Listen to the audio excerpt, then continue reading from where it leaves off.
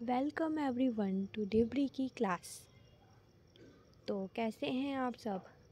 I hope सब अच्छा कर रहे होंगे। कल की क्लास हमें थोड़ा बीच में छोड़नी पड़ गई थी, पर आज हम देखेंगे वो जो पार्ट बचा हुआ था कल का, वो आज के पार्ट में कवर कर लेंगे। ठीक है, चलो आज का टॉपिक स्टार्ट करते हैं। तो कल का जो हमारा पार्ट था वो था the impact of national dynasty over the history of Chhattisgarh. National dynasty के बारे में हम देख रहे थे, उसी का हम एविडेंस तक कवर किए थे, जो कि जोगीमारा केव तक हम पहुंच पाए थे। अब हम जोगीमारा केव से ही स्टार्ट करेंगे।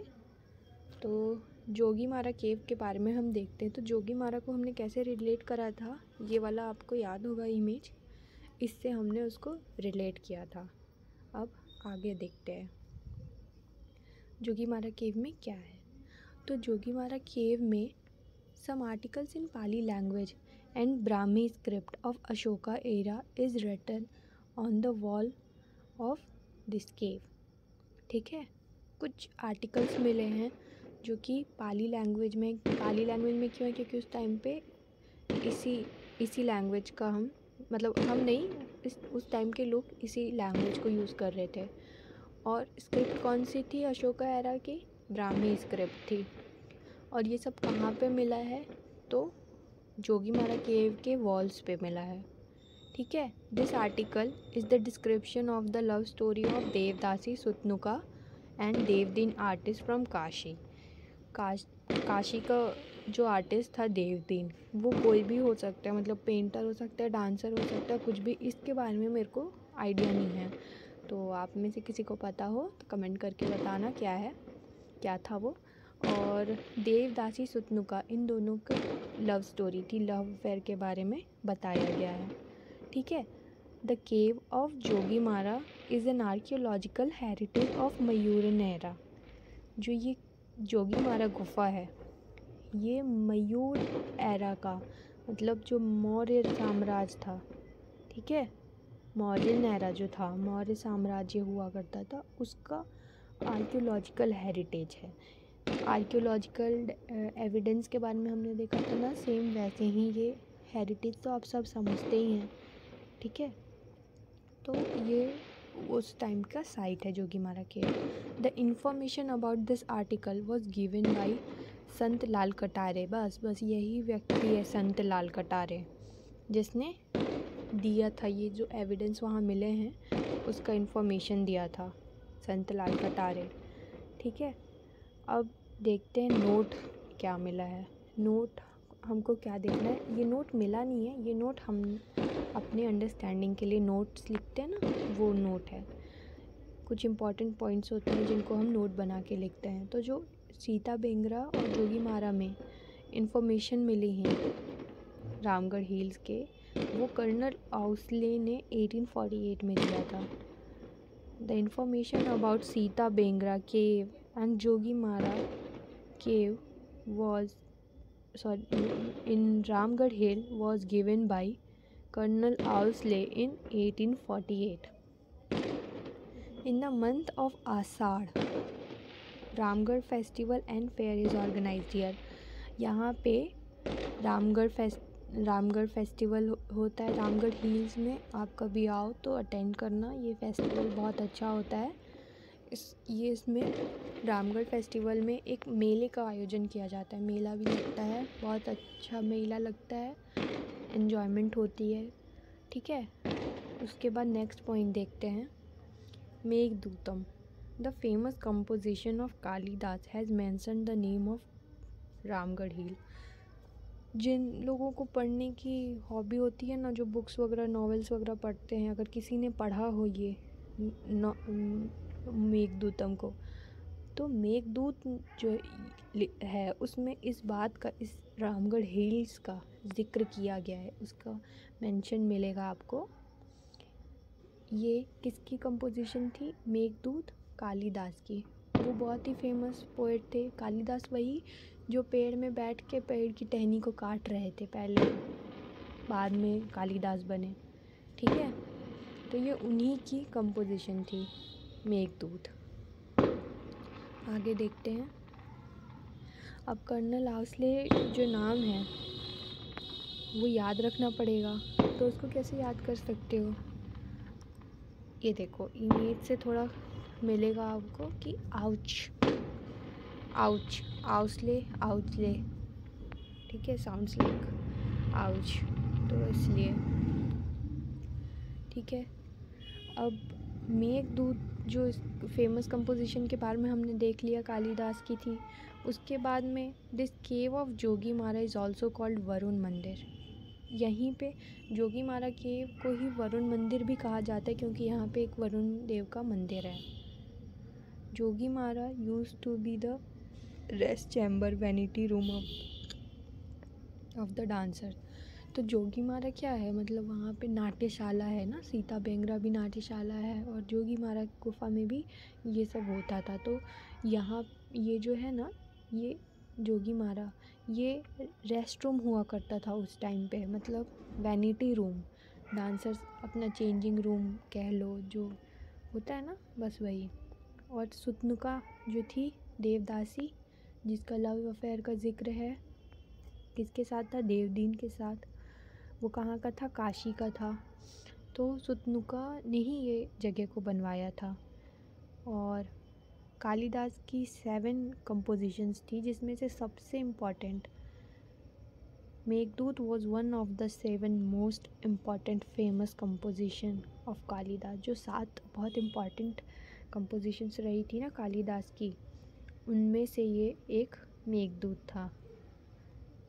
संतलाल कटारे ने ये जोगीमारा गुफा के बारे में अध्ययन किया था। जो उसमें लिखा हुआ था ना, जोगीमारा गुफा में कई चीज़ें लिखी हुई हैं। अभी हमने देखा था कि वो उसके वॉल्स पे लिखा है ब्राह्मी स्क्रिप्ट में, तो इसका अध्ययन किसने किया था? संतलाल कटारे ने, ठीक है। खुद तो पढ़ लिया, हमारे लिए चैप्टर बढ़ा के गया, कंटेंट बढ़ा के गया। तो ये था। अब कॉइन्स देखते हैं, ठीक है। यहाँ तक के समझ में आया? अभी हम क्या पढ़ रहे थे? नेशनल डायनेस्टी में मौर्य साम्राज्य के बारे में पढ़ रहे थे, मौर्य रूलर्स के बारे में। तो मौर्य एरा का कॉइन के बारे में हम देखते हैं, कॉइन्स जो अपने को मिली हैं। तो कॉइन्स थी, पंच मार्क्ड कॉइन्स मिली हैं। इनका स्टेट सिंबल क्या था? पीकॉक था। देखो बगल में दिख रहा है ना, मोर नाचता हुआ, मतलब पूरे पंख फैला के खड़ा हुआ, ये था। Apart from it, the image of peacock, mountain, half-centric, etc. are marked over their coins. उनके जो सिक्के थे ना, उसमें कुछ सिक्कों में मोर मिलता है, माउंटेन्स मिलते हैं, कुछ अर्धचंद्राकार, मतलब जो हमने देखा था ना क्रिसेंटिक, वैसा टाइप का शेप मिल जाता है। ये सब चीज़ें उनके कॉइन्स में मिलती है। और इनकी कॉइन्स कहाँ कहाँ से मिली? तो उनकी कॉइन्स मिली थी शक्ति, जो है शक्ति डिस्ट्रिक्ट है वहाँ के, उसमें एक जगह है ठठारी। क्या जगह है? ठठारी। जांजगीर चांपा में अकलतरा, सारंगगढ़ में बार, रायपुर में आरंग, तारापुर और उड़ेला। अब इसको कनेक्ट करने के लिए मैं आपको दिखाती हूँ कि आप इसको क्या क्या चीज़ से ऐसे कनेक्ट कर सकते हो, ठीक है। तो आपको और अच्छे से समझ में आएगा, इसको स्टोरी आपको बनाने में ईजी रहेगी। मैं आपको कंटेंट दे रही हूँ, कंटेंट देने के बाद में आपको अपनी स्टोरी खुद बनानी है, ठीक है। ठ से ठठेरा, ठठेरा, ठठेरे की, जब ठठेरा शक्ति से मारता है ना, तब जाके वो बनता है बर्तन को। पहले देखे होगे ठठेरा, देखो इसमें भी मार रहा है हथौड़ी से। तो जब तक वो ताकत नहीं लगाएगा, ताकत शक्ति नहीं लगाएगा, तब तक उसका वो बनेगा नहीं, ठीक है। जांजगीर चांपा में अकलतरा, तो अकलतरा तारे से आप इसको देख सॉरी, ये वाला अकलतरा के लिए नहीं है, ये वाला फ़ोटो है ना, ये रायपुर के तारापुर के लिए है। ये बंदा देखो, ये रायपुर का बंदा है, ऐसे ही होते हैं, है ना। रायपुर का बंदा है, वो बता रहा है, ये देखो तारा, इस आगे से बता रहा है तारापुर जगह है, ये उसका है, इसको उससे मत जोड़ लेना। अकलतरा के लिए ये है, जांजगीर चांपा में जो अकलतरा है उसके लिए आप ये इमेज यूज़ कर सकते हो। ये अकलतरा का, तारा से मत जोड़ लेना ना, तारा से तारापुर है, तारापुर रायपुर में है। अकलतरा के लिए अकल के अंधे या ये अकल का। उसके बाद सारंगगढ़ आता है, उसमें बार था, तो बार का ये जो दारू की बोतलें लगी हुई हैं पीछे बार है, ठीक है। और बार डांसर्स तो नहीं लगा सकती थी मैं, इसीलिए मैंने ये बार की फ़ोटो लगाई है। तरह तरह की दारू मिल जाती है यहाँ पे। अब कुछ फैक्ट्स देख लेते हैं। Doctor Ramendra Nath Mishra receive the punch marked coins from Arang and Gujar village in 1969 and 70। ये चीज़ ध्यान में रखने वाली चीज़ है कि किसको मिली थी, रामेंद्र नाथ मिश्र को। और ये जो रामेंद्र नाथ मिश्र है ना, इसका चूल ख़त्म ही नहीं हो रहा है भाई, ये तब से। पीछे से देखो, पीछे में कई चीज़ें हमने देखा था, रामेंद्र नाथ मिश्र, रामेंद्र नाथ मिश्र, रामेंद्र नाथ मिश्र, ये अभी तक भी आए जा रहा है, आए जा रहा है, आए जा रहा है। तो यही खोज करता है, इसी को मिली थी सिक्के, इसी को कि मिले थे। कहाँ कहाँ से मिले थे, रायपुर के आरंग और गुजार विलेज में मिले थे, गांव है वहाँ से मिले थे। कोई काम ही नहीं है ना, वो क्या बोलते हैं यार, जैसे खोदते हैं ज़मीन, वो जो टूल रहता है ना, नाम ध्यान में नहीं आ रहा है, उससे खोद खोद के इनको हमारा वो बढ़ाना है सिलेबस। 1969 में और 70 के बीच में इन्होंने ये सारी डिस्कवरीज क्या करी थी, इनको मिला था, ठीक है। The description of Chinese traveller Xuanzang, देखो मैंने बताया था ना कल, चले तो चांद तक और नहीं तो रात तक भी नहीं, तो ये वही कहानी है। अभी जब तक हमारे और नेक्स्ट जनरेशन आती जाएंगी और इस वेनशांग के बारे में पढ़ती जाएंगी, चले तो चांद तक, तभी ये चांद तक चलेगा, ठीक है। According to him, when Mauryan ruler from this place moved toward the south, then he constructed several stupas in this region. जब मौर्य यहाँ से गुज़र रहे थे ना, वो अपना मतलब वर्चस्व बढ़ाने के लिए, अपनी पावर बढ़ाने के लिए, और अब राज्य बढ़ा रहे थे, राज विस्तार कर रहे थे, तो यहाँ से गुज़रते वक्त यहाँ पर साउथ की ओर जा रहे थे। वो अपना साउथ में जीतने के लिए, साउथ को विजय करने के लिए जा रहे थे। तो उन्होंने यहाँ से जाते वक्त यहाँ पे बहुत सारे स्तूपा का निर्माण करवाया था इस जगह में, इस रीजन में। और एक बात मैं इम्पॉर्टेंट बता दूँ कि जो मौर्य साम्राज्य था, मौर्य साम्राज्य मतलब ये सेंट्रलाइज था, केंद्रीकृत शासित था, केंद्रीकृत शासित। इसमें क्या रहता है ना, केंद्रीकृत वाले में कि जो भी डिसीज़न होता है, डिसीज़न मैटर रहेगा, वो आपका किंग लेता है। कौन लेता है? किंग लेता है। किंग को ही सारा डिसीज़न मेकिंग का रहता है, वही पूरे मतलब जितना भी बड़ा हो जाए राज्य का छोटा छोटा डिसीज़न किंग ही लेता है, केंद्रीकृत शासित। और जैसे कि मतलब बाकी तो ऐसे डिसेंट्रलाइज्ड हो जाएगा ना, जब आप पावर्स बांट दोगे। ये काम है, मान लो एक काम है सपोज़ अंडे पहुंचाने का, एक व्यक्ति अगर उसको पहुंचा रहा है, वही डिसीज़न ले रहा है कि कितने अंडे ले जाना है, कौन से अंडे ले जाना है, तो वो केंद्रीकृत हो जाएगा। और मान लो कि वो अपने अंडर लगा देता है कई लोग को और बोलता है इतने अंडे तुम्हारे, तुमको एनी हाउ इस टाइम पे पहुंचा देना है, चाहे तुम कैसे भी लेके जाओ। तो ये अगले को पावर देना हो जाता है ना, ठीक है, कि उसने उसको पावर दिया कि भाई इतना वाला, ये वाला पार्ट को तू देख ले, तो उसमें पावर्स जो है वो बंट जाती है। उस उतने अंडे का फैसला लेने का क्षमता सेकंड अंडे वाले पे आ गया कि उसको कैसे पहुंचाना है। अब वो साइकिल से लेके जाएगा, बाइक से लेके जाएगा, या वो ऑटो में लेके जाए, ये उसकी प्रॉब्लम है, वो डिसीज़न ले सकता है। और चाहे तो कौन डिसीज़न ले सकता है, कोई और भी ले सकता है, वो है जो पहला अंडा वाला था, वो भी डिसाइड कर सकता है। ये दोनों ही डिसाइड कर सकते हैं कि अंडा कैसे लेके जाना है। पर अगर सिर्फ वही पहले वाला ही लेके जाएगा तो डिसीज़न किसका रहेगा? उसी का रहेगा। इस एग्ज़ाम्पल से समझ में आया हो तो ठीक है, नहीं तो गूगल बाबा जिंदाबाद, उसमें कर लेना। तो मौर्य जो था वो केंद्रीकृत था, वो एकजुट करके रखा हुआ था पूरे पूरे भारत को, जितने में उनका राज्य था ना उस समय, वो पूरे को यूनाइटेड करके रखा हुआ था मौर्य। उसके बाद में फिर जब पावर केंद्रीकृत से हटती है ना, बदलती है, तब फिर दिक्कत आती है। इसके बाद और भी आए थे, बहुत सारे आए हैं, हम आगे देखेंगे कि बाद में इनके बाद में वापस से यूनाइटेड कौन करता है। पर अभी हम यही देख रहे हैं कि मौर्य के टाइम पे केंद्रीकृत शासित था, सारा फैसला जो था केंद्र द्वारा किया जाता था। ठीक है, नोट देख लेते हैं। द स्कल्पचर और statue of Mauryan era are received from Kota Dol of मनेनगढ़ Chirmiri Bharatpur. ये जाते जाते जो ये स्तूपास वगैरह स्टैचू वगैरह बनवाए थे ना, उसमें से कुछ स्टैचूज़ मिले हैं मौर्य एरा के। कहाँ पे मिले हैं? कोटा डोल, मनेनगढ़, चिरमिरी, भरतपुर।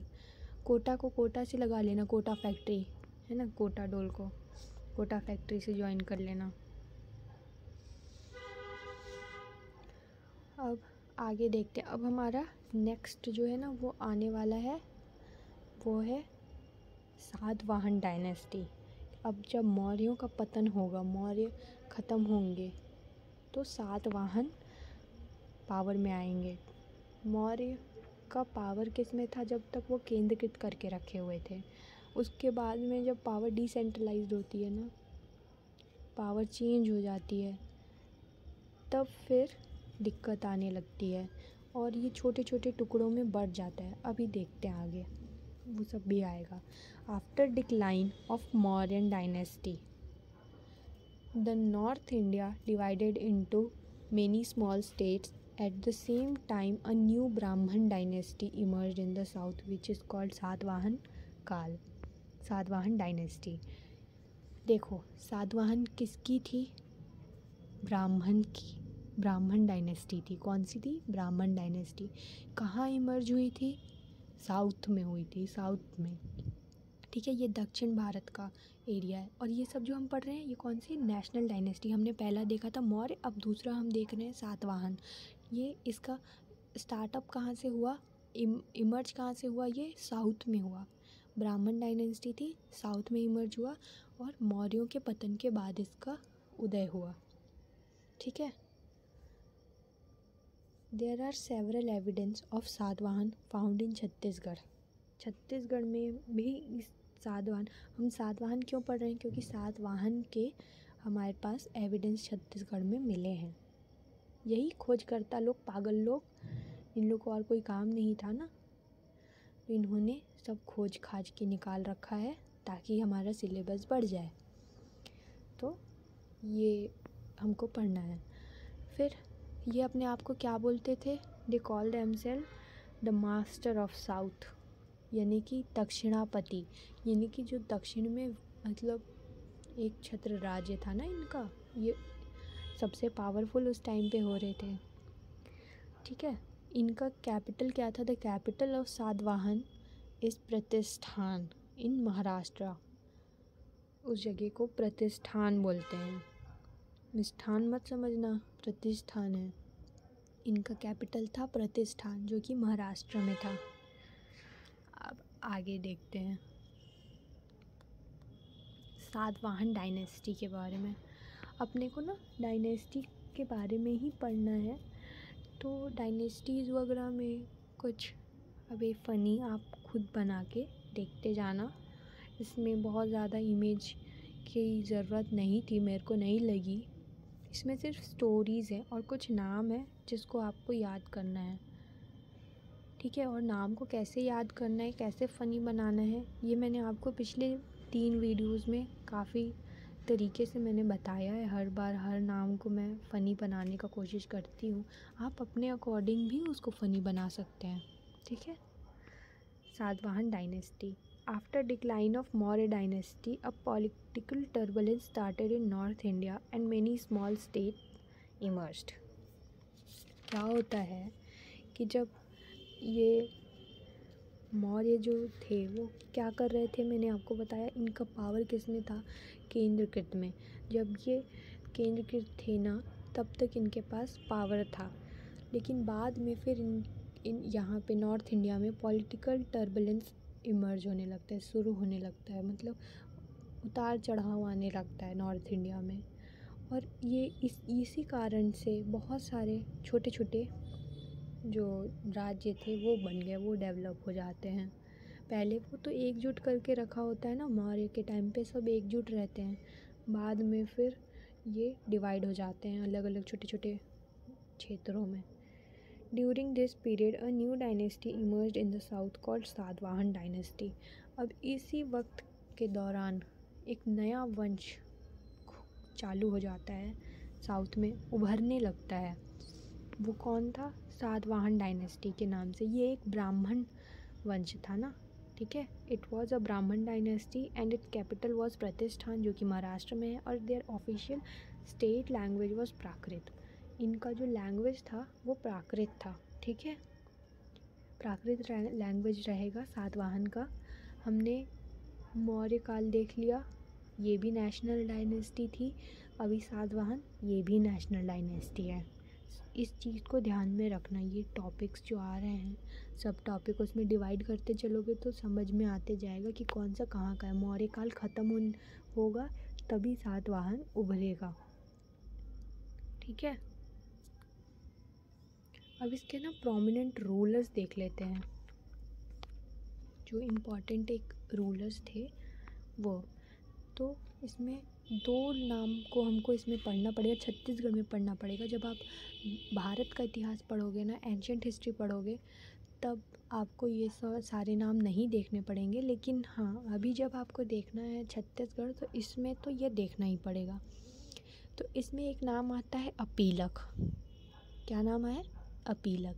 ये कौन था, ये भी सातवाहन का ही रूलर था।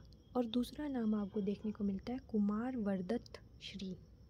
क्या, कुमार वर्दत्त श्री। अपीलक के जो मुद्रा मिली है वो दो जगह से मिली है, बालपुर और मल्हार। बालपुर कहाँ है, रायगढ़ में, अभी जांजगीर चांपा में है ये। मतलब इन्हीं दोनों जगह में कहाँ पर है एग्जैक्टली वो चेक कर लेना थोड़ा, क्योंकि कई बुक्स में जांजगीर चांपा बताता है, किसी में रायगढ़ बताता है। तो रायगढ़ और जांजगीर चांपा मैंने दोनों ही लिख के रखा है, इसमें आया नहीं है शायद। और दूसरा जो मिला है मुद्रा यानी कि करेंसी कॉइन्स, वो बिलासपुर से मिला है, ठीक है। His coins currency have been obtained from these places, Balpur and Malhar. Balpur और मल्हार से इसके कॉइन्स करेंसीज मिली हैं। इस बात को, यही दो रूलर्स के नाम आपको अभी छत्तीसगढ़ में पढ़ना है, एक अपीलक और कुमार वर्दत्त श्री। कुमार वर्दत्त श्री, ठीक है। अपीलक तो अपील से कर लेना, वो PIL दायर होता है ना, पब्लिक लिटिगेशन, पब्लिक ऐसी कुछ रहता है ना।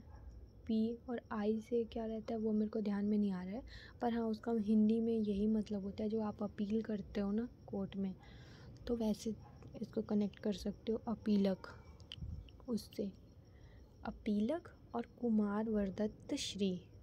कुमार वर्दत्त श्री, पहले वो कुमार रहता है, बाद में वो वर बन जाता है। मतलब कुमार यानी कि अनमैरिड को कुमार बोला जाता है, और फिर वो वर बन जाता है, वर यानी कि ग्रूम, ठीक है।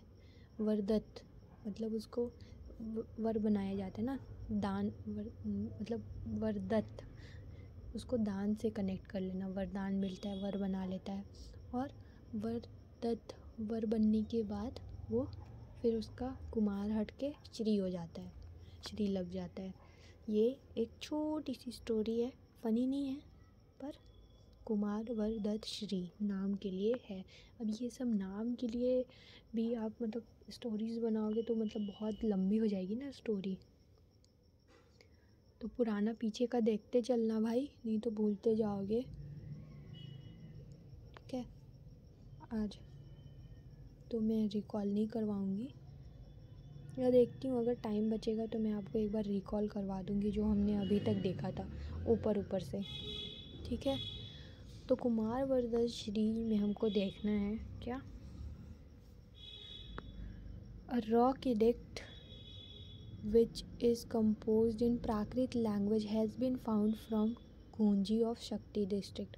गूंजी और दमऊ दहरा हम देख रहे थे ना ऋषभ तीर्थ से रिलेटेड, है ना, वैसे रिलेट कर करके पढ़ोगे ना तो इजी रहेगा। तो वहीं गूंजी में ये रॉक एडिक्ट भी मिला है। रॉक एडिक्ट क्या रहता है, वही रॉक्स पे जो पेंटिंग वगैरह बनाया रहता है, कुछ कुछ लिखा रहता है वो सब। प्राकृत तो अभी जो बात कर रहा है उसमें वो लिखने की बात कर रहा है, मतलब उसमें लिखा हुआ था। तो किस में लिखा रहता है, वो प्राकृत लैंग्वेज में लिखा हुआ रहता है। क्या लिखा रहता है अब ये तो आगे देखेंगे क्या लिखा रहता है, पर मतलब कुछ कुछ चीज़ें हैं जो उस पत्थर में, उस रॉक में लिखी हुई मिलती है, जो कि कहाँ पर की है, गूंजी, या गूंजी कहाँ मिलेगा, शक्ति डिस्ट्रिक्ट में ये अपने को मिलती है, जिससे अपने को पता चल रहा है कि कुमारवर्ध श्री भी छत्तीसगढ़ से रिलेटेड है। इसीलिए हमको इसके बारे में पढ़ना है। पढ़ना क्यों है उसका रीज़न मैं बता रही हूँ, ठीक है ना। अब इसके बारे में एक और, ये जो रॉक एडिक्ट मिला है इसमें लिखा हुआ था, in this rock edict it is mention that to increase the life expectancy Satavahana ruler Kumaravardha Shri donated 1000 cows to the Brahmins. दान दिया जाता है ना ब्राह्मणों को, तो वो लोग बोलते हैं कि दान देने से सब अच्छा रहता है, पुण्य बढ़ता है, दान धर्म करना चाहिए अपने जीवन में। तो इसने क्या करा था, इसने अपनी लाइफ एक्सपेक्टेंसी मतलब अपना आयु बढ़ाने के लिए कि मैं और ज़्यादा दिन जीऊँ, इस बात के लिए 1000 गायों का दान किया था। किसको दान किया था, ब्राह्मण्स को दान किया था। ब्राह्मणों को दान में 1000 गाय दिया था, ताकि, अब कोई बोला होगा, अब सोचो कितना मूर्ख था ये व्यक्ति। कभी मतलब ठीक है दान पुण्य करना चाहिए, दान धर्म करना चाहिए, अच्छा होता है, लेकिन दान धर्म करने से उम्र बढ़ता है ये किसने बता दिया इसको। ऐसे ही लोगों को चपत लगाते हैं लोग। तो बस यही वाली स्टोरी थी, पर चलो दिलेर था, दिया 1000 गायों का दान दिया ब्राह्मणों को, तो ताकि वो अपना उम्र बढ़ा सके। अब उम्र क्यों बढ़ाना चाहता था ये तो भगवान ही जाने या वही जाने, और वो भी निपट चुका है, बचे आप और हम जिसको पढ़ना पड़ रहा है। बालपुर, जो बालपुर अभी हमने देखा ना, बालपुर में क्या मिला था, क्या मिला था बालपुर में, कुमारवर्ध श्री बोल रही हूँ, अपीलक का मुद्रा मिला था बालपुर में। और भी बालपुर जो इम्पोर्टेंट इसलिए भी है बालपुर, कि बालपुर जो है इसको पिलग्रिमेज ऑफ राइटर्स कहा जाता है। क्यों कहा जाता है, क्योंकि लोचन प्रसाद पांडे, मुकुटधर पांडे और बंसीधर पांडे, इन तीनों का ये बर्थ प्लेस है। क्या है, बर्थ प्लेस, यहीं पे ये लोग पैदा हुए थे, इसीलिए इसको द पिलग्रिमेज ऑफ लॉरेट्स कहा जाता है। साहित्यकार लॉरेट्स इन्हें साहित्यकार, राइटर्स, इनका पिलग्रिमेज माना जाता है। और लोचन प्रसाद पांडे जी याद है ना, वो लगाई थी ना पांडे जी का चेदी जगह, चेदीसगढ़, याद आ रहा है कुछ। लोचन प्रसाद पांडे आने वाले थे, बस पुराना वीडियो देख लेना, नहीं याद आ रहा होगा तो इससे ज़्यादा हिंट नहीं दे सकती मैं यार, नहीं तो मैं पुराना ही पढ़ाते रह जाऊंगी तो हम आगे बढ़ ही नहीं पाएंगे। अब आगे देखते हैं अदर एविडेंस। जो सातवाहन डायनेस्टी थी उसके बारे में क्या क्या एविडेंस मिले वो देखते हैं।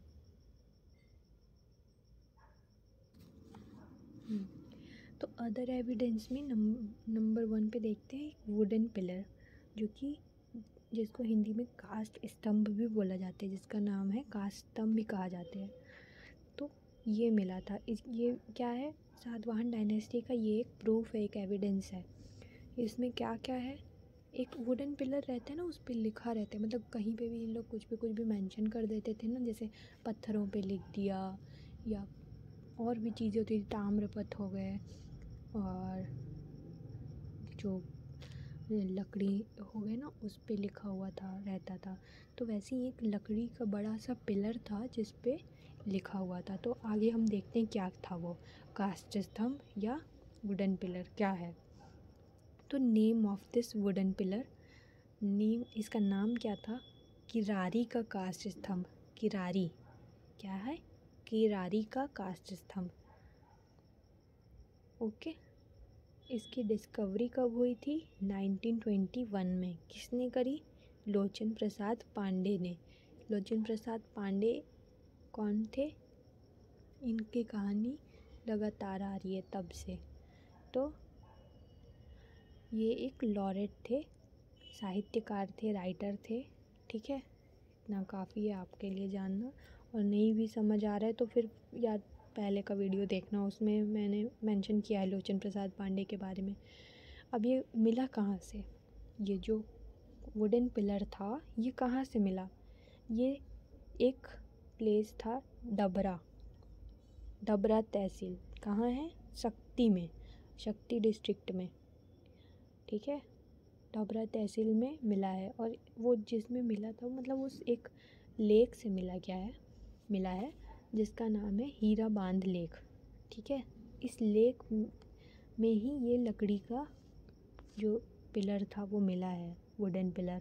इस लकड़ी ये पानी में था और वहीं पर से तालाब में से मिला है। अब इसमें क्या लिखा हुआ था, इसमें क्या चीज़ का डिस्क्रिप्शन था वो देख लेते हैं। It has mentioned the designation of officials and employee of Satavahana dynasty. ये जो सातवाहन डायनेस्टी के टाइम पे जो उनके ऑफिशियल्स थे ना, जो उनके एम्प्लॉयज़ थे, उनका नाम लिखा हुआ है। मेरे को तो लगता है ना यार, ये आधी चीज़ें ये लोग खुद बना देते होंगे अपने आप को डिस्कवर बताने, मतलब ये बताने के लिए कि भैया इस चीज़ की हमने डिस्कवरी कर दी है, अपना नाम हिस्ट्री के बुक्स में लिखवाने के लिए ये लोग आधी चीज़ें खुद ही बना देते थे। जोक सब पार्ट ना, इसको एज ए जोक ही लेना, मेरी बातों को ना सीरियसली मत लेना। सिर्फ पढ़ाई वाली चीज़ों को सीरियस लेना, बाकी चीज़ों को सीरियस मत लेना बिल्कुल भी। तो इसमें मतलब ये कोई बताओ ना यार, ये फालतू की चीज़ें ही ना है, क्या है। उस समय कौन ऑफिशियल थे, कौन क्या कर रहा था, या उसका नाम क्या है, उससे क्या करना है। राजा तक तो समझ में आता है कि राजा के बारे में पढ़ना है, किसने कौन से पद में कौन था वो जान के हम क्या करेंगे, उस चीज़ को पढ़ के हम क्या करेंगे। पर मेरे को तो पीएससी वालों का भी समझ नहीं आता है, इतनी सारी चीज़ें दे देते हैं पढ़ने के लिए। तो हम देख रहे थे कि ये वुडन पिलर में क्या क्या चीज़ का डिस्क्रिप्शन था, ये हमने देख लिया। अब आगे देखते हैं, इस वुडन पिलर के बारे में डिटेल्स देख लेते हैं। तो इस वुडन पिलर की जो हाइट थी ना, वो भी ये सब कुछ याद करना पड़ेगा ना भैया, कुछ भी नहीं छोड़ सकते। वो 13 फीट 9 इंच थी, समझ रहे हो, इतना लंबा चौड़ा। और इसमें लिखा क्या था, इसमें नाम लिखा हुआ है किसका, एम्प्लॉइज़ का। मतलब सोचो, कंपनी डूब गई पर उसने अपने एम्प्लॉयज़ के बारे में लिखकर पूरा उनका नाम जो है इतना रोशन कर दिया। नाम रोशन करना शायद इसी को कहते हैं। तो उस मतलब सातवाहन डायनेस्टी ने अपने एम्प्लॉयज़ का नाम देखो कितना रोशन किया है, आज तक भी हम पढ़ रहे हैं। अभी उसका नाम भी आएगा, नाम भी पढ़ना पड़ेगा, आओ आगे देखेंगे। तो इसका हाइट क्या देखा, 13 फीट 9 इंच। यूज्ड वुड, बीजा एंड साल।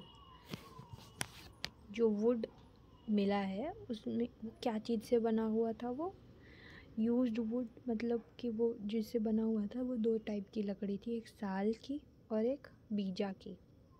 उस टाइम पे भी साल और ये बीजा का मिला करके लकड़ी बना, स्तंभ बना के और उसमें नाम लिख दिए, और वो इतने टाइम तक रही भी, इतने सालों तक। इसका लैंग्वेज क्या था, इसका लैंग्वेज था प्राकृत। और अभी ये कहाँ रखा हुआ है, महंत घासीदास म्यूज़ियम में। अभी जो ये मिला उसके बाद में इसको म्यूज़ियम में रख दिया गया देखने के लिए, जैसे कि कितना इम्पोर्टेंट चीज़ है ये, होगा इम्पोर्टेंट पर हमारे लिए पता नहीं, सिलेबस बस बढ़ा रहा है। ठीक है, ऑफिशियल्स या अधिकारी कह लो उस टाइम के, जिसका नाम इसमें मेंशन है ना, जो एम्प्लॉयज़ का, ऑफिशियल्स का, उसके बारे में पढ़ना है। तो ये सब आ चुका है नाम, इसको देखना पड़ेगा। ठीक है, वीर पालित एंड चिरगोहक, वीर पालित एंड चिरगोहक, ये दो नाम हैं, दो लोग हैं जो जिनका काम क्या था, they were responsible to protect the city. इनको, या कोतवाल थे ये, अभी जो होते हैं ना पुलिस वाले कोतवाली, थाना में जाते हैं कोतवाल होते हैं, वो थे। ठीक है, उसके बाद ये अगला नाम है वामदेव, बाबा रामदेव नहीं है ना, वामदेव है। और ये देव नहीं है, देव है, इसको देव बना के पढ़ लेना, इसलिए मैंने लिखा है। ये कौन था, ये सेनापति था। अब सेनापति क्या होता है ये सब तुम लोग जानते ही होगे। उसके बाद अगला नाम है खिपत्ती। कैसे कैसे नाम रख देते हैं भाई, माँ बाप भी कैसे कैसे नाम रख देते थे, खिपत्ती, सोच लो। ये कौन था, ये था प्रतिहार या देवारिक भी बोला जाता है। और ये वो पर्सन है, किलादार जो होता है ना, मतलब जो फोर्ट को प्रोटेक्ट करता है, a person who protect the fort, जो किला था उनका महल जो था उसका रखवाली करने वाला व्यक्ति, ये खिपत्ती था। उसके बाद अगला है कुलपुत्रक। कौन है, कुलपुत्रक, ये इंजीनियर बाबा थे ना, उस टाइम के इंजीनियर थे, रिस्पॉन्सिबल टू मेक हाउसेस, यही बनाया करते थे, घर वर बनाना, और मतलब घर कह लो या महल वहल जो भी उस टाइम का था वो बनाने के लिए यही था, इंजीनियर ही था सॉर्ट ऑफ। अगला है नागवंशी हेयसी। नागवंशी तो नाम ही भूलने वाला नाम तो है नहीं ना, नाग, नाग। अब नाग को चाहो तो नाग से भी रिलेट कर लेना, पर नाग तो खुद ही एक सांप है, उसका इमेज तो अच्छा खासा है। उसके बाद वो कौन था, नागवंशी हेयसी, वो एक अकाउंटेंट था, अकाउंटेंट को नागवंशी हेयसी था। अगला है धारिक, ये गृहपति था, गृहपति। अब गृहपति को भैया इंग्लिश में क्या बोलते हैं ये मेरे सर नहीं बताए हैं, तो मैंने इसको ऐसे इस टेस्ट छोड़ दिया है। अगला है असाधिक। कौन था अगला, असाधिक। ये सब नाम याद करना पड़ेगा ना, वामदेव, रामदेव नहीं है, वामदेव है। खिपत्ती, कुलपुत्रक, नागवंशी हेयसी, असाधिक। असाधिक भंडार, मतलब ये official of warehouse, storehouse, मतलब ये भंडागारिक था, मतलब ये अपना जो भंडार स्टोर रूम रहता था ना उसका रखवाला, मतलब कि उनके खाने में कोई कमी नहीं होनी चाहिए। अब राजा थे तो वो सब मैनेज कौन करता था, स्टोर रूम का देखभाल करना, मतलब कि कितना अनाज आना है, कितना बनना है, क्या है, वो सब का जिम्मेदारी यही था असाधिक का। ठीक है, यहाँ तक के समझ आया। अब देखते हैं स्कल्पचर्स और स्टैच्यू। ये क्या देख रहे थे, ये सब एविडेंस है, सातवाहन डायनेस्टी के एविडेंसेस थे। ठीक है, स्कल्पचर, तो ये सातवाहन डायनेस्टी के एविडेंस में सबसे पहला हमने देखा कास्ट स्तंभ, वुडन पिलर। अभी अगला हम देख रहे हैं स्टैच्यूज़। तो अ स्कल्पचर ऑफ चतुर्भुज विष्णु, मतलब एक विष्णु जी का, मतलब वो जो चतुर्भुज रूप होता है ना, वो विष्णु जी का चतुर्भुज रूप का मूर्ति स्टैच्यू मिला है। कहाँ से, प्लेस बूढ़ी खार से, है ना, बूढ़ी खार और मल्हार बिलासपुर से मिला है। और एक आर्टिकल मिला है, और ये किस में है, ब्राह्मी स्क्रिप्ट में लिखा हुआ है ना आर्टिकल। और क्या इन्फॉर्मेशन है इसमें, according to this article, this statue was made by two women named Prabhavati and Bharadwaji, ये जो स्टैच्यू मिला है आपको, हमको नहीं मिला है, खोजकर्ता लोग को डिस्कवरी जिसने करी होगी उसको मिला होगा। तो इसको बनाने ऐसा माना गया है कि इसको प्रभावती और भारद्वाजी, ये 2 महिलाओं ने मिलकर बनाया है इसको, स्टैच्यू को। ठीक है, ये भी आपको एविडेंस में ही देखना है। ये दूसरा एविडेंस था।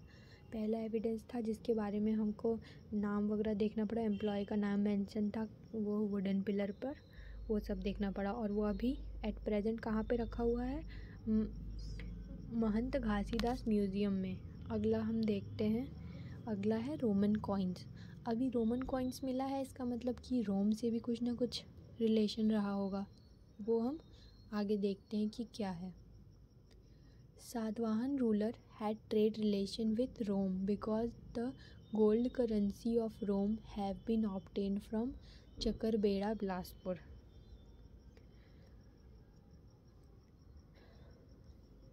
जो ये चकरबेड़ा बिलासपुर है ना, जो जगह है चकरबेड़ा, उस जगह से कुछ गोल्ड कॉइन्स या करेंसीज मिली हैं जो कि रोम की थी। रोम जो जगह है ना वहाँ की है, रोम की। तो इस बात से पता चलता है, इस बात से हम कंक्लूजन निकाल लेते हैं ये, इस सातवाहन रूलर्स का कुछ न कुछ रिलेशन रोम से रहा होगा, ट्रेड। और वो मतलब इन जनरल हम यही बोलेंगे ना कि ट्रेड रिलेशन रहा होगा। कोई क्यों अपना पैसा देगा? आप दोगे क्या मेरे को पैसे? भेजोगे? डालोगे? नहीं डालोगे। तो वैसे ही मतलब बदले में अगर मैं आपको कोई सर्विस दूंगी, कुछ दूंगी, तभी तो आप मेरे को ये दोगे ना पैसे। तो जो गोल्ड कॉइन्स मिले हैं वो इस बात का प्रमाण करता है कि कोई ना कोई रिलेशन इनके बीच में रहा होगा, सातवाहन रूलर्स के और रोम के बीच में। तो इसी चीज़ से हम ये कंक्लूड कर दे रहे हैं। और ये करेंसीज़ कहाँ मिली है? चकरबेड़ा बिलासपुर में। और ये रोम करेंसीज़ थी ना, सातवाहन की करेंसीज़ तो हम पहले देख लिए है ना, कॉइन्स हम देख लिए ना पहले। कॉइन्स करेंसीज मिले हैं वो अलग चीज़ है, लेकिन ये जो मिला है ये रोमन था, रोमन कॉइन्स मिले हैं। ठीक, अब नेक्स्ट देखते हैं संघाराम। ये एक बिल्डिंग है, it is a building. A grand 5-story Sangharam was built for Nagarjun near South Kaushal by the ruler of Satavahana dynasty. अब नागार्जुन कौन थे? वो एक फेमस बुद्धिस्ट फिलोसफर थे। अभी बुद्धिज़्म पढ़ा था ना, बुद्धिज़्म का प्रभाव रहा, उनकी विचारधारा मानने वाले लोग भी रहे होंगे। तो उस विचारधारा को मानने वाला एक ये भी उसका प्रीचर ही रहा था, फिलोसफर रहा था। इसने नागार्जुन नाम था इसका, फेमस रहा, काफ़ी फेमस बुद्धिस्ट फिलोसफर था। तो इसके लिए ही एकदम ग्रैंड, एकदम मतलब होता है ना लैविश वाली 5 स्टोरी संघाराम बनाया गया था। ये बेसिकली ये एक संघाराम जो है वो एक बिल्डिंग ही है। ठीक है, ये एक बिल्डिंग ही थी जिसके बारे में अपन को देखना है। अब ये आज का टॉपिक तो बस इतना ही रहा, यहीं तक हम पढ़ेंगे। आगे कल देखेंगे कुषाण वंश देखना है अपने को, और कुषाण वंश देखेंगे, फिर वाकाटक वंश देखेंगे, और उसके बाद में जो जो नेशनल डायनेस्टी अपने को देखना था वो इतना ही। और गुप्ता भी मैं भूल रही थी, गुप्ता डायनेस्टी भी देखेंगे, गुप्ता पीरियड, गुप्ता एरा कह लो, वो भी देखेंगे। नेशनल डायनेस्टी में अपने को यही सारी चीज़ें देखनी है, उसके बाद फिर रीजनल डायनेस्टी आ जाएगी, फिर तो बढ़ते जाएगा, पर अभी यहीं तक के अपने को देखना है। तो आज हमने 2 वंश के बारे में देखा, एक मौर्य वंश जो कि हमारा कल का पार्ट था, कल के पार्ट को ही आज हम कंटिन्यूएशन में पढ़े सातवाहन वंश तक, सातवाहन डायनेस्टी। 2 नेशनल डायनेस्टी है ना, इसका जिक्र आपको एंशियंट में भी मिलेगा, एंशियंट हिस्ट्री में भी अपने को ये पढ़ना है। पर एंशियंट हिस्ट्री में और भी रूलर्स आएंगे, और भी डायनेस्टीज़ आएंगी, पर हम इसको क्यों पढ़ रहे हैं? क्योंकि इन सब का रिलेशन कहीं ना कहीं छत्तीसगढ़ से रहा है। तो हम छत्तीसगढ़ इतिहास में सिर्फ उन्हीं नेशनल डायनेस्टीज़ को पढ़ेंगे जिनका कोई ना कोई रिलेशन, कोई एविडेंस, कोई प्रूफ मिला है छत्तीसगढ़ में। तो इन दो को अपन देखे हैं। तो एक बार हम रिकॉल कर लेते हैं, पहले आज का पार्ट रिकॉल कर लेंगे, फिर हमने जो स्टार्टिंग से देखा है ना उसको रिकॉल करेंगे। तो आज हमने देखा जो मौर्य वाला पार्ट जो हमारा कल का बचा हुआ था, कल का अपन का बहुत सारा पार्ट बच गया था मौर्य वाला देखने के लिए, तो वो वाला पार्ट को हमने कंप्लीट करा। नेशनल डायनेस्टी में मौर्य देखा और बस मौर्य के जो मिले हैं एविडेंस मिले हैं वो देख लिए, कॉइन्स मिले हैं वो देख लिए, और मौर्य का पतन कैसे हुआ वो देखा। और उसके बाद में फिर हम सातवाहन देखने लगे। सातवाहन में हमने सातवाहन डायनेस्टी के प्रोमिनेंट रूलर्स के बारे में देखा। दो हमने इसमें नाम पढ़ा जो अपने को छत्तीसगढ़ में पढ़ना है, वो है अपीलक और कुमारवर्दत श्री। ये दोनों के बारे में अपन को पढ़ना है।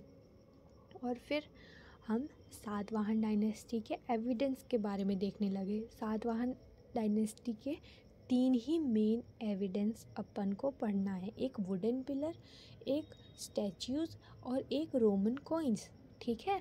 और वुडन पिलर में ही हमारा बहुत सारा फैक्चुअल क्वेश्चन बनता है, जैसे कि उसका नाम क्या था, उसकी डिस्कवरी किसने करी, वो कहाँ मिला, किस तालाब में मिला, और तालाब का नाम क्या था, उसमें क्या डिस्क्रिप्शन दिया गया है, उसकी हाइट कितनी है, उसमें लैंग्वेज कौन सा यूज़ हुआ है, उसके में वो अभी कहाँ रखा हुआ है, उसमें कौन से अधिकारियों के मतलब जो एम्प्लॉयज़ का जो नाम था वो मेंशन किया गया है, उनका नाम फिर देखना है, उसका डेजिग्नेशन देखना है कि वो क्या काम करते थे, किस लिए रिलेटेड हैं, और उसमें वो जो बना, हाँ ये एक इम्पॉर्टेंट चीज़ कि वो क्या चीज़ से बना हुआ है, ये सब अपने को देखना है। फिर हम देखेंगे स्टैच्यू, तो स्टैच्यू कहाँ मिला, मेजर जो छत्तीसगढ़ में देखना है ना प्लेसेस, कहाँ कहाँ कौन कौन सी चीज़ें मिलती जा रही हैं, डिस्कवरी किसने करी है, ये सब हम साथ के साथ लेके चलेंगे।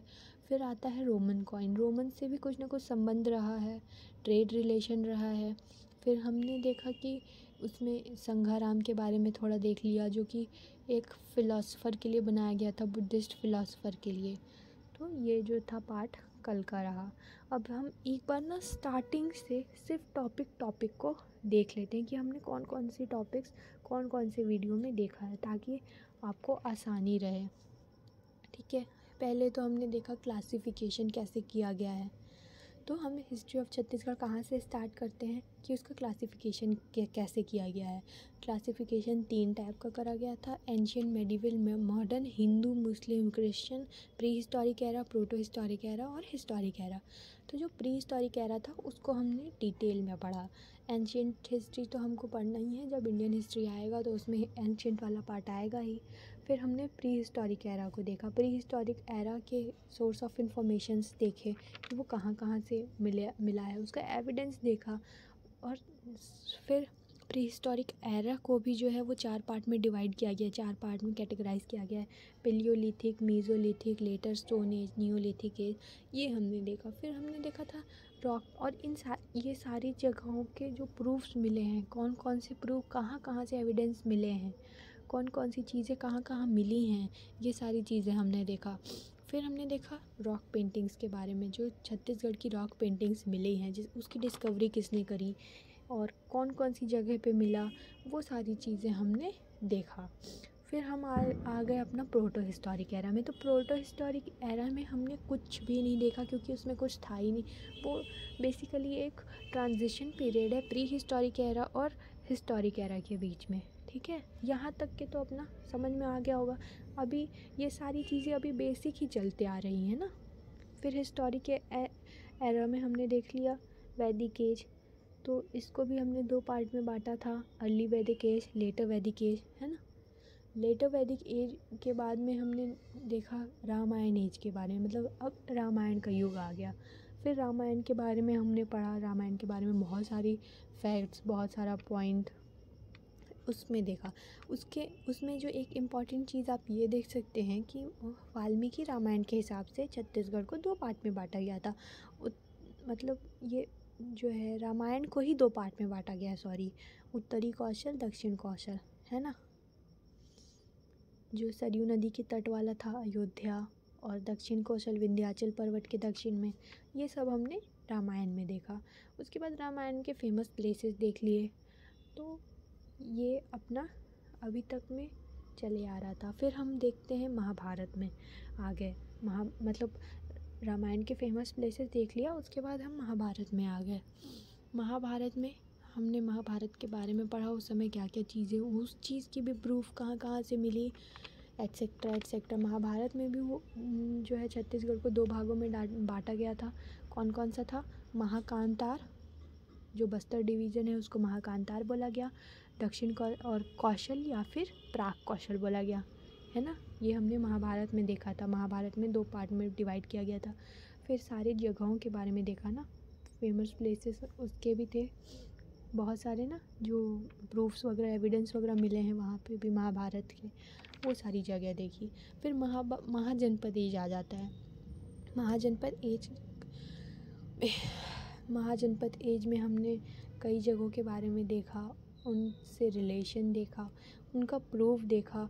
और मैं इसमें पूरा चीज़ कवर नहीं कर रही हूँ, मैं सिर्फ़ और सिर्फ आपको टॉपिक्स बता रही हूँ, मेन टॉपिक जो हैं। मैं सब टॉपिक्स भी नहीं बता रही हूँ, सब टॉपिक्स भी देखना है तो आप वीडियो देखना पड़ेगा आपको, और शॉर्ट में मैं आपको बता दे रही हूँ। फिर हम बुद्धिज़्म देखते हैं, बुद्धिज़्म के बारे में बहुत सारी उसकी प्रूफ्स मिले। फिर हम जैनिज़्म देखते हैं, जैनिज़्म में इम्पॉर्टेंट कुछ प्रोमिनेंट नाम थे तीर्थंकर्स के, वो हमने देखा, इम्पॉर्टेंट है, वो याद रखना है। फिर हम देखते हैं कि मतलब जो नेशनल डायनेस्टी यहीं से हमारा शुरू हो रहा है, जो धीरे धीरे हिस्ट्री के मतलब गहराई में हम बढ़ते जा रहे हैं, जो छत्तीसगढ़ से रिलेटेड है। तो मौर्य एरा के बारे में हमने देखा। मौर्य एरा मतलब हम ये सब क्यों देख रहे हैं, मौर्य एरा देखा और सातवाहन एरा देखा। तो हम ये क्यों देख रहे हैं मौर्य और सातवाहन, हम इसलिए देख रहे हैं क्योंकि इसका जो रोल रहा है छत्तीसगढ़ में कुछ ना कुछ कहीं ना कहीं से मिला है, इसलिए हम देख रहे हैं। नहीं तो इसको हमको बेसिकली डिटेल में और अच्छे से उसको हमको पढ़ना है कब है, एंशिएंट जब आएगा तो हम ये और डिटेल में पढ़ेंगे। पर फ़िलहाल छत्तीसगढ़ से जितना भी रिलेशन है सिर्फ उतना ही पार्ट अपने को कवर करना है। तो ये है अभी तक के हिस्ट्री की कहानी, छत्तीसगढ़ हिस्ट्री की। आगे हम कुषाण वंश देखेंगे और वंश अभी चलते ही जाएगा। अभी ये राजवंश के बारे में ही, मतलब डायनेस्टीज़ के बारे में ही, छत्तीसगढ़ की डायनेस्टीज़ के बारे में ही अपन को देखना है। तो आई होप आप सबको समझ में आया होगा, और रिकॉल करने पर आपको ध्यान भी आ रहा होगा कि हम क्या क्या पढ़ चुके हैं। और थैंक यू। आज चलो बस आज के लिए इतना ही है। Bye bye, take care.